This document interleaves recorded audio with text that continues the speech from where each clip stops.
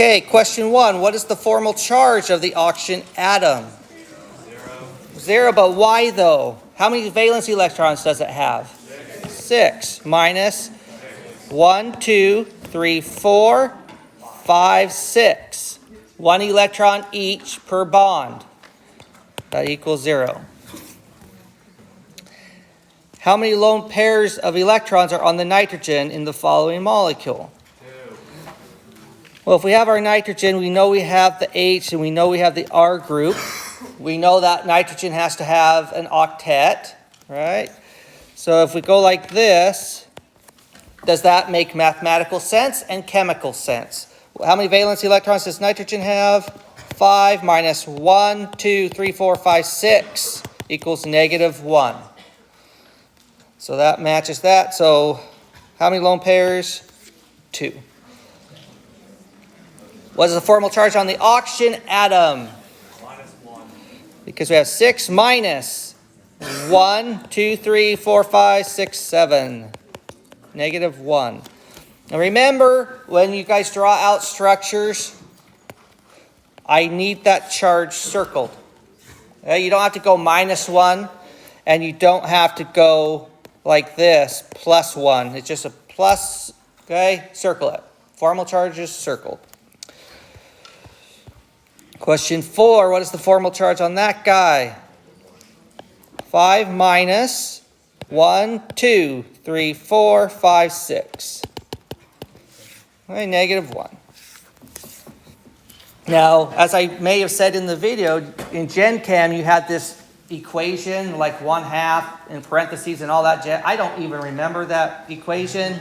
Okay, you see what I'm doing. I'm just counting 1 electron per bond. I know there's 2 electrons in there, but I only count 1.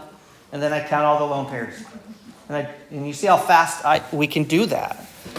Okay, which is the incorrect zigzag structure? Hopefully all of you said this one.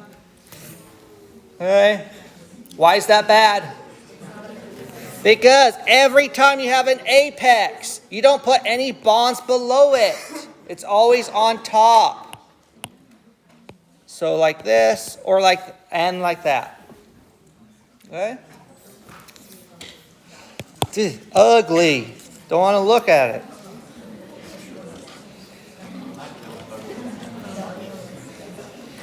Okay, any questions up to that point before we start jumping into these?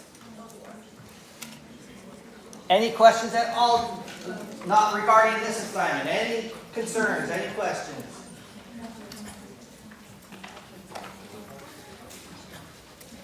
Okay, what are we trying to do here? What's the hybridization state of the indicated atoms? So A, how many hydrogens are on that carbon? 1. We have 1 hydrogen coming off. So that carbon has 3 electron groups. So that's going to be sp2. B, how many electron groups are around that nitrogen atom? 4. There's 4 because there's that lone pair that's not shown. Because it's neutral, so that would have to be sp3, the way that you've learned it up to this point. We'll talk about that particular one in a moment. Yeah. So that's not the previous thing. Will there ever be like formal charges of 2 or 3? Formal charges of 2 and 3, that's a good question. Yeah, those can form, but they're so unstable that it's highly unlikely. And so that brings up a good point. If you draw a molecule, and then you calculate its formal charge, and it has a +3 charge on it, pretty good idea you did something wrong. Okay.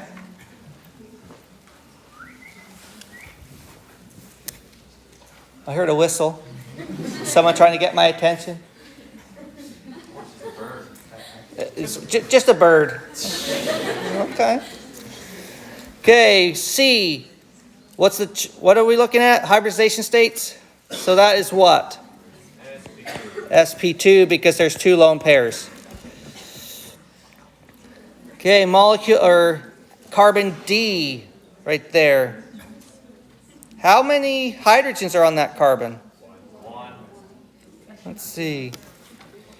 If we draw 1 hydrogen there, and it has a -1 charge, what does that -1 charge mean? It has a lone pair. Okay. So does that make sense? How many electron groups are around that carbon? We have the bond, that bond, and the hydrogen, and then the lone pair. So that makes that sp3.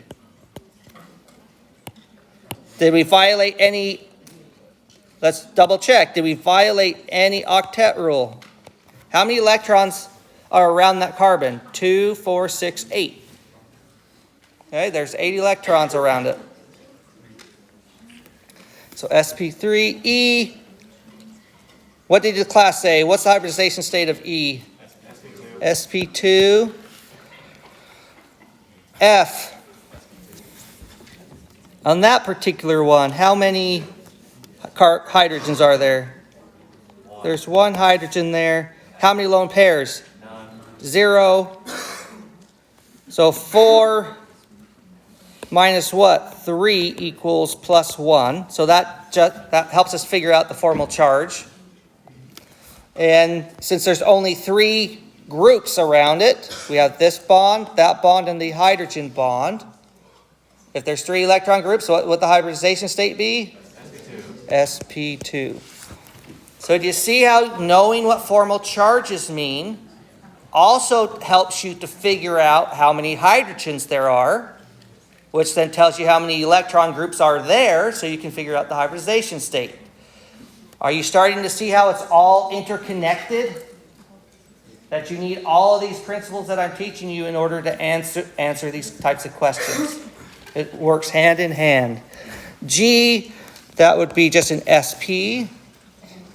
And then H, how many people, not by show of hands, but how many people are like, oh, there's 1, 2, 3, so that should be sp2. But there's a lone pair, because that nitrogen is what? Neutral. If it's neutral, it has to have an octet. There's our 4th group, so that's sp3. All right, does that make sense? I see some people scratching their head a little bit. So I already answered the question right here. How many hydrogens are attached to the carb anion? Where's that carb anion? It's right there. Okay, only 1. Now, if we have that species there, and I have a negative charge right there, what was a common mistake students would make to help figure that out? They would go 4 minus 5 equals -1. That makes mathematical sense, right? And so some people will be like, well, what if I drew it like this, 2 lone pairs like that, and call that negative charge? Does the math work out for that? Let's see, 4 minus 1, 2, 3, 4, 5, 6. So that doesn't work. Okay. Then, let's see, people would maybe do this. They would tack on a hydrogen and another hydrogen, like that. Okay? Does the math work out for that? 1, 2, 3, 4, 5, 6. No. So you see the process, like, oh, you have the question. How many hydrogens are there? Well, put as many on there as you want and see if the math works out. And then if it makes mathematical sense, or mathematical sense and chemical sense. Okay, how many hydrogens are on the carb anion? Just 1 hydrogen, and I showed you that right there. Okay. Now I'm trying to think of something that is just not coming. It's on the tip of my tongue, but I'll move on and we'll see if it comes to me. Okay, how many lone pairs are there on the indicated atoms here? So let's start with A. How many lone pairs on that oxygen? Well, we see the formal charge is 0, right? So it's neutral. So that would have to mean that there's 2. So there's 2 lone pairs there. B, that oxygen atom has what? A negative charge. It has 1 bond that's shown, so that means it has to have 3 lone pairs. Now, this reminds me of something that in the discussion forum, thank you guys for putting your questions there.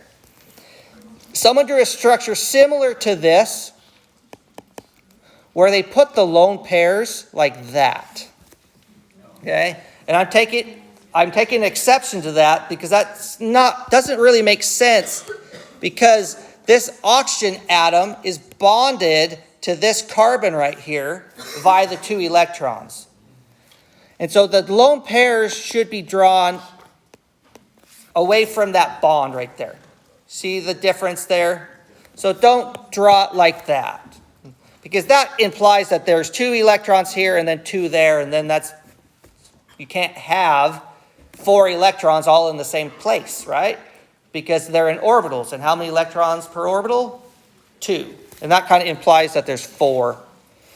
Okay, so just a minor thing. C, we have another neutral oxygen with 2 bonds, so that makes 2 lone pairs. D, we have a negative nitrogen atom with 2 bonds, so that would also be 2 lone pairs. And as you guys go back and review this, do the math. Calculate, figure out the valence electrons minus the electrons and see if it matches the numbers. E, let's see, we have an oxygen with 3 bonds.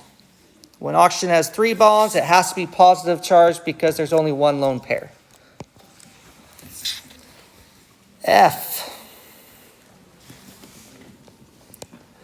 Now, you guys didn't have your periodic table with you, so this may have been a little bit difficult for you. But how many valence electrons does oxygen have? 6. And sulfur is directly below oxygen on the periodic table, so it has the same amount of valence electrons. So that one I'm going to will be lenient on because you didn't have the periodic table, and if you didn't remember that, that would have been maybe a little difficult. Okay, so there's 2 lone pairs there. Where's G? Right there. So we have a nitrogen with 4 bonds plus 1. That means that there are 0 lone pairs. All right? Well, that one I hope would be easy because look how many electrons are already around it. 2, 4, 6, 8. It already has this octet. Can't have any more. H. Where's H? Carbocation. Right there. Carbocation. Thank you. Okay, what are we looking for? That would also be 0. No lone pairs on that one. I would be 1 lone pair. And then J, 1 lone pair as well. All right. Any questions on that?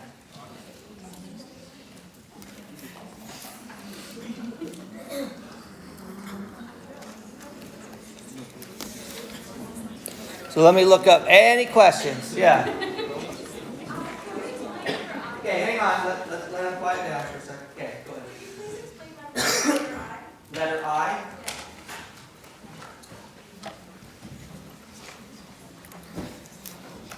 Letter I.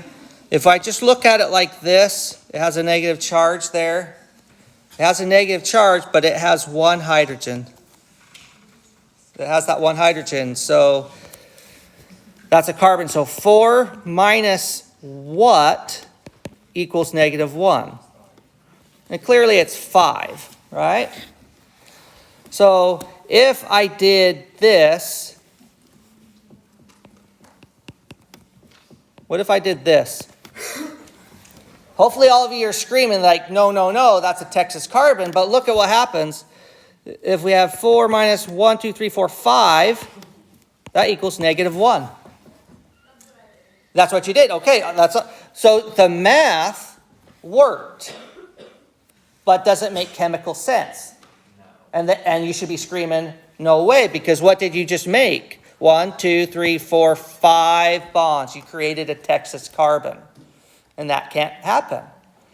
So then what's another option then? If we can't put that many hydrogens there, well, if you put a lone pair, now do the math. 4 minus 1, 2, 3, 4, 5. -1. So that the math is out, and it makes chemical sense. Because now when you look at that molecule, we haven't formed a Texas carbon. And how many electrons are around that carbanion? 8 electrons. So it has the octet. Good question. Does that make sense?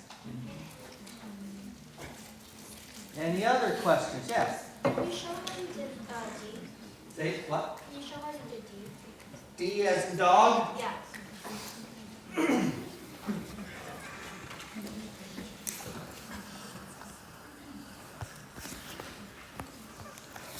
So nitrogen has 5 valence electrons minus what equals -1? So 5 minus 6 equals -1. That's a true mathematical statement. Now that nitrogen atom is what we call a heteroatom. So there's no implying that there's more hydrogens. It's drawn.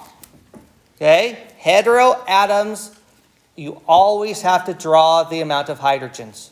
It's only carbons that you just know how many there should be. And it's just assumed. But heteroatoms, you have to draw them in. So since I can't draw any hydrogens in here, the only option I have is lone pairs. So if I only do one lone pair, what would that be? That would be 5 minus 1, 2, 3, 4. That equals +1, right? So I know that there's 2 lone pairs because it's going to math correctly. And that will be -1. And when I count how many electrons are around that nitrogen, how many are there? There's 8. So I didn't violate an octet rule. I didn't do more.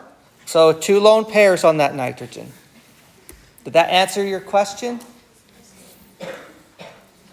Was that a timid question or? No, no, okay. I saw that hand and then we'll come back here. Yeah.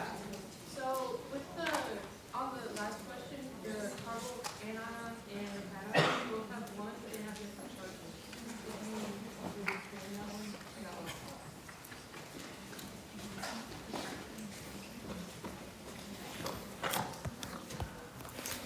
So if we have a carbocation versus a carb anion, yes, they both have 1 hydrogen coming off. But what does the anion have that the carbocation does not? A lone pair. So when we calculate 4 minus 1, 2, 3, 4, 5 equals -1. With the carb cation, there's 4 minus 1, 2, 3. Because that's the difference. One's positively charged, one's negatively charged. And how do we introduce charges? By negatively charged electrons, or the lack thereof. It's up this hand right here Oh yeah, could you explain H for me, please? on this problem 7. Yeah.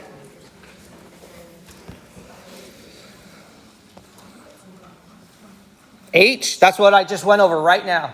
Just barely. Yeah, that was right here. Same thing. And then over here? Yeah, I have a question. Can you draw the lone pair below the apex, or does it have to be above the apex? Or does it not matter? Let's see. Let's see what it looks like.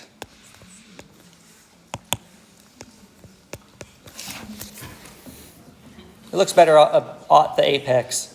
Okay. Now, why? Let's think about it. What's the hybridization state of that carbon? Let's just say it's sp3, okay, tetrahedral. So where are those orbitals? When we view valence bond theory, we have a carbon, and if we have sp3, we're going to have a orbital in the plane, and then out, and then dashed. Okay? And so when you look at your carbon here, where's the other orbitals? Over here. It's not underneath. Yeah? That's the question. For the cation, Where where do the electrons go? do the electrons go? Okay. You asked for it.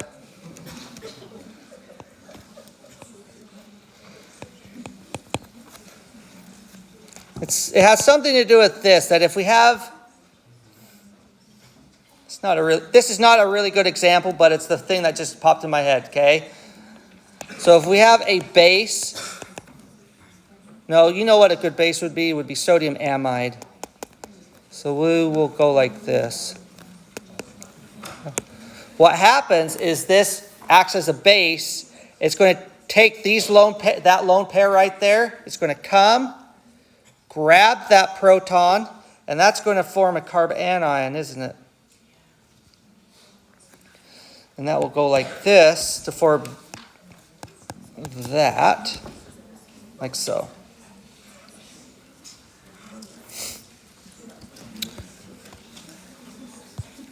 It would actually be like this.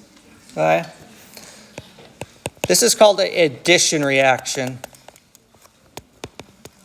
When we treat that with HBr, what happens is the pi electrons come and grab this proton like this. How many protons are on this carbon already? How many hydrogens? Protons and hydrogens are the same thing. There's 2 hydrogens coming off of that already. When this pi bond comes and grabs that orange hydrogen, what we have now is the orange hydrogen and the original 2 in green. And now we have that. Okay? What has happened is when we look at this carbon right here, how many electrons are around it? 2, 4, 6, 8. It's neutral. But now how many electrons are around this carbon in this form now? 2, 4, 6. So that has a plus charge. So that's where that's how you generate a carbocation. You take an alkene, you react it with some acid, and then you generate that. That's where the electrons go. They were here, and now those pi electrons are now used to form that bond. Yeah? So in the question with the sulfur and the oxygen, can you also put like phosphorus and things like nitrogen and they don't have the same? So with sulfur, say your question again. Like sulfur has 6 its electrons, oxygen also has 6 electrons. Is it the same thing with like nitrogen and phosphorus? So the question he's asking, if I understand correctly, correct me if I'm not, he's saying, okay, you have oxygen, how many valence electrons does it have? 6. You go directly below it, you get sulfur, how many valence? 6. He's like, does that apply for nitrogen and what's below nitrogen? And the answer is yes. Yes. Good question. What's below nitrogen? Is it phosphorus? Yeah.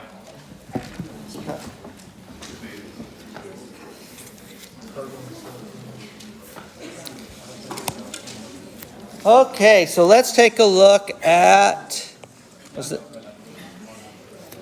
take a look at this one. Okay, here's the questions that I want you to answer.